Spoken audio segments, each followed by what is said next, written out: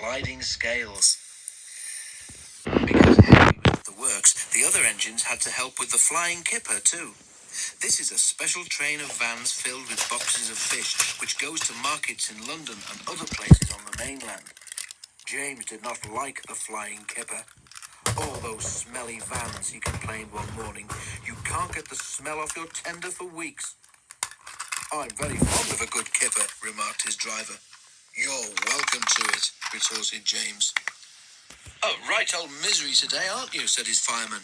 You got out of the shed by the wrong door this morning, and no mistake. Now get a move on, or the Fat Controller will give you something to moan about. Raining horribly on the curds, James went slowly down to the harbour.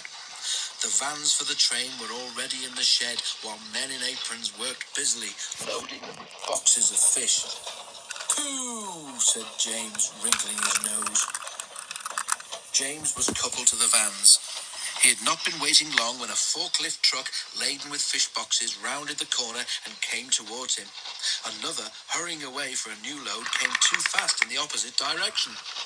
The loaded one swerved to avoid the other one, and its heavy load shifted. 6 full boxes slipped from the top of the pile and burst open on the rails in front of James. James closed his eyes in horror. Ugh!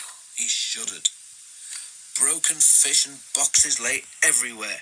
For once, James was right. The smell was not nice. Luckily, there was plenty of time for the men to clear up the mess before James had to leave. A good job the boxes didn't fall on you, James, said his driver, winking at the fireman. James shuddered again. The idea was too awful to think about. At last, all was ready, and the guard showed his green lamp. Thank goodness, said James to himself. There was a speed limit in the harbour area, so James could not start quickly. The train seemed heavier than usual tonight too, so that when he reached the spot where the fish boxes had burst, he was moving at no more than walking pace. The rails seemed clean, but oil and scales from the spilt fish were still there, coating them with a slippery film. As soon as James reached the place, his driving wheels, with nothing to grip, began to spin helplessly. James did his best, but the heavy vans dragged him to a standstill. He found he could move neither forward nor back. Fish! Exclaimed James in disgust.